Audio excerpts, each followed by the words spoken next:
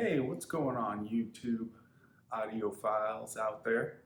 Hey, I just wanted to do a quick video on hi-fi, and I guess some of it's getting into the realm of ultra hi-fi, I guess, but trying to do it on a budget. Share a little bit about my journey. Um, this is not sponsored, obviously, by Quality of Video in any way. I just kind of wanted to provide a few ideas and just thoughts from where I've come from in the audio journey and trying to do it on a budget. So, the interesting thing about this hi-fi game is that, some of this stuff has gotten so expensive, and a normal person like myself looks at some of these price tags online and some of this high-end audio equipment. It's like, I'll never be able to get that kind of gear, right? And part of this video is like trying to share that being a normal person, you can get a hold of it, but you have to do it in maybe different ways and smart ways, and hunt around a little bit versus just walking into any hi-fi store and putting the old credit card down or checkbook or however you decide to pay for it. But one of the things that I noticed, like just from reading, I love to do research, and part of it's at night too, like good decompress strategy at the end of the day, just kind of disconnect and from work and just read about audio gear, right? So that's kind of fun, and reading about the stats and the engineering side, that really interests me too. So it's fun to do research on the products that are out there, and there's a plethora of them, right? There's just tons of stuff that's available on the market anymore. And then part of me thinks like some of these are smaller companies, but who the heck is buying this stuff? Are there really that many people out there? Because it seems like you don't hear about it. Like none of my friends, and I shouldn't say none, maybe one or two are into the audiophile game, right? The rest of them are like, I don't want that stereo stuff around anymore. It takes up too much room. The wife doesn't want to look at it, right? I mean, that's a big thing. So I guess just part of it's like, there must be a lot of closet audiophiles out there, because I don't know, or maybe I'm not in the right circles. I am from the Midwest, so there's not a lot of availability on some of the stuff that's out there, and that's kind of part of what I want to talk about today too, is just some of the things that you can get a hold of out there. That a lot of this is, again, done with research online and reading forums and things like that. But back to my original topics, like doing that research at night, reading the forums, you start to think it's like, gosh, I'll never be able to get a hold of some of this audio equipment because it's so expensive. Is one part of it, but then two, you almost feel like, by being in these forums with these folks that are buying this hi-fi, it's like, I don't even know if I belong in that, being a normal person.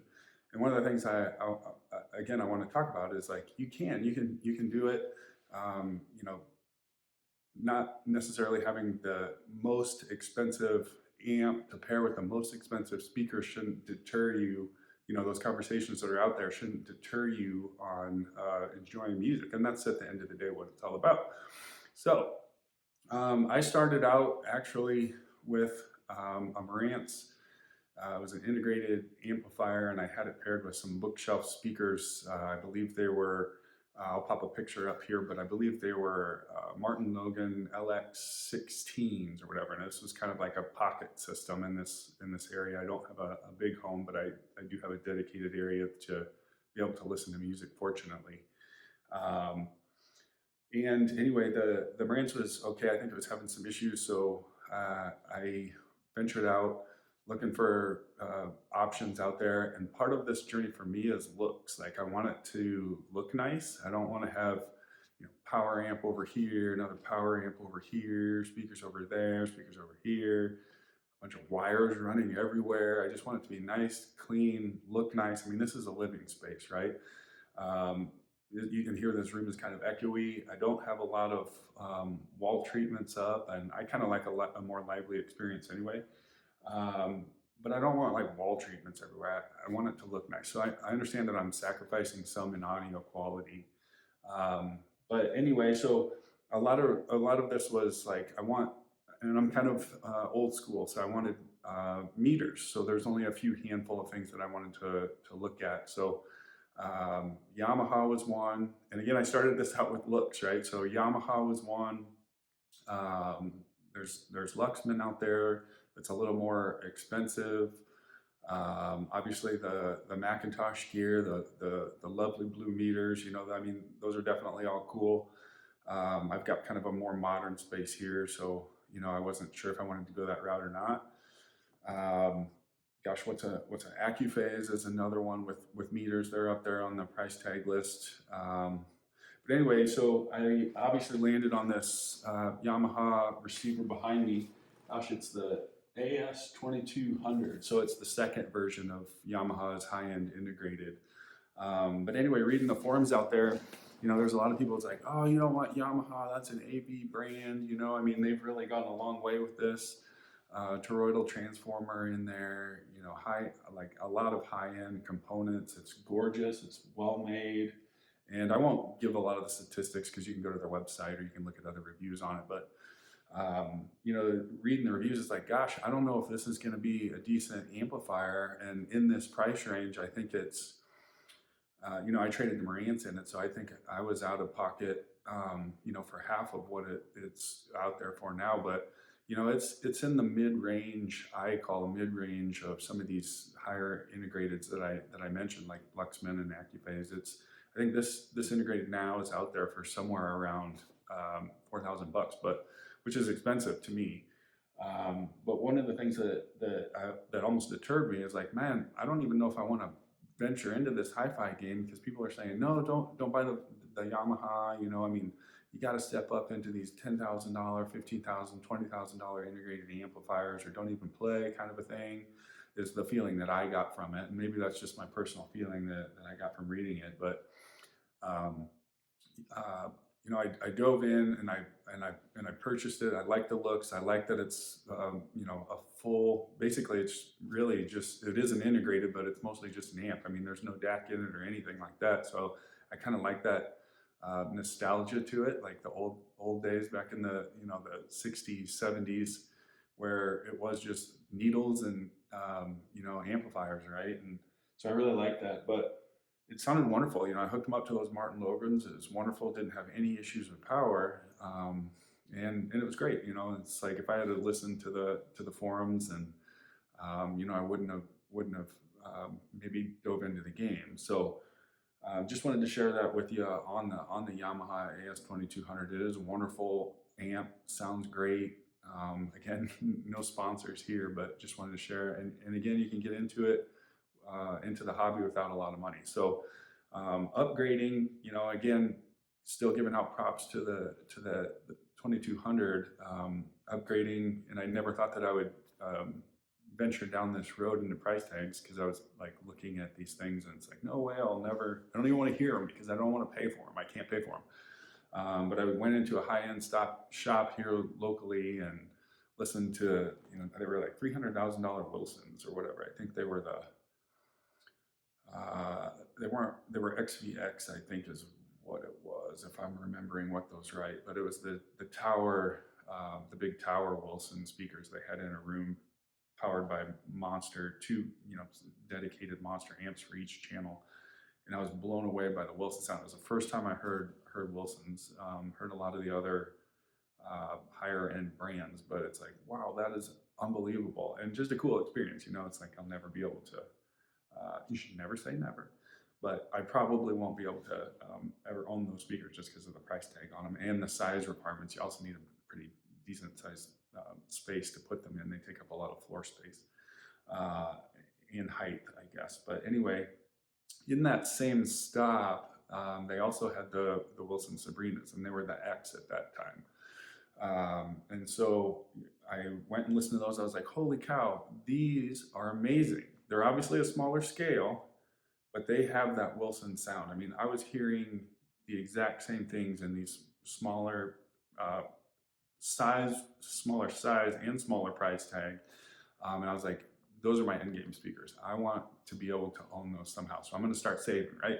I was like, looking at the price tag, and the X's are getting close to 20 grand or whatever, like depending on the color that you get with taxes and everything. So I got on the hunt, and again, going back to, I want to be able to enjoy this now. My hearing's still good for the most part. I can still move them around physically. I mean, Wilsons aren't light by any means. I think these are 100 pounds a channel. So, I wanted to enjoy them now. So anyway, what I'm saying is, if you want them, you can probably get them in some form or fashion and get them affordably. You go into the hi-fi and it's like, you need this speaker, you need this wire, you need this amp, and you walk out and it's $40,000 or $50,000. It's like, holy cow, I'm gonna be saving forever. But if you get out there and look online, maybe find some good pre-owned deals, some, if they're changing models, you can sometimes get a better deal. Great deals online for looking at the pre-owned market, and call the people up, talk to them, ask them how they used them, ask them about scratches and things like that. It's a great way to get into this, and like do it now. If you're thinking about it, you enjoy music, you enjoy the time spent with it, you can do it now, and you can do it affordably. One of my things then was, this was meant to power a bookshelf speaker, and so I'm calling Yamaha. It's like, can they power 4 ohm speakers safely? It is rated down to 4 ohms, but the Wilson Sabrina is behind me that you can see dipped down to like 2.5, I think at 130 hertz if I remember right. But anyway, they've got a pretty low dip, and I was talking to a customer service Yamaha person, but they were like, no, you're going to set that thing on fire. It's only meant to go down to 4 ohms. It's not true. I mean, this amp's awesome. It powers them very well. I've heard the Sabrina X's with D'Agostino. I've heard them paired with Griffin audio, and they sound amazing. But to me, for that price range and the difference between this Yamaha and actually hearing those, granted it wasn't in my room, in my space, with my exact speakers, there were X's and not the Sabrina ones, but this Yamaha comes really close to it. Again, I'm in the Midwest. I don't have access to a lot of this, a lot of audio stores. There's 2, 3, maybe high-end audio stores within a 500-mile radius of me, 300 to 500-mile radius. And so I don't have the opportunity to get this gear and listen to it. So some of it's taking a shot in the dark. But it's great. It pairs well. It didn't catch on fire. But you get, I'm not going to use audiophile terms here because I just want to share like what it sounds like. With this Yamaha and the Sabrinas, you get great bass response. It's quick. Those bass beats are, it's in and out really, really quickly. The bass isn't bloated. It sounds really, really good. It's quick enough to where you hear the pluck of a guitar string. You get that kind of bass feel to that pluck, like a dum, dum, dum, dum. You'll get that with this. Violin strings, you can actually hear that string kind of resonating over the bow, resonating over the strings. You can get that with this. So it's very quick, very detailed. It's wonderful. So I just wanted to share that with you. And this whole system, like pre-owned, finding a good deal on the Yamaha, I'm way below just the cost of the speaker. So anyway, I just wanted to share that with you. There's a lot of smoke and mirrors in this hi-fi game. Some of it's true, some of it's not. It's definitely doable. And props out to the Yamaha AS2200. It is a very capable amplifier, very budget friendly. I guess if you can, it's still expensive, but in the hi-fi space, it's a budget amplifier. The Wilson Sabrinas, again, budget and sort of budget within the hi-fi space. They pair wonderfully together. I mean, the micro details, the shuffling of feet across a stage floor, the movement of piano pedals, the resonance in voice and strings and plucks, and it's all doable within this, I'm going to call it, budget hi-fi system. So again, hopefully that helps. Again, unsponsored, unbiased review.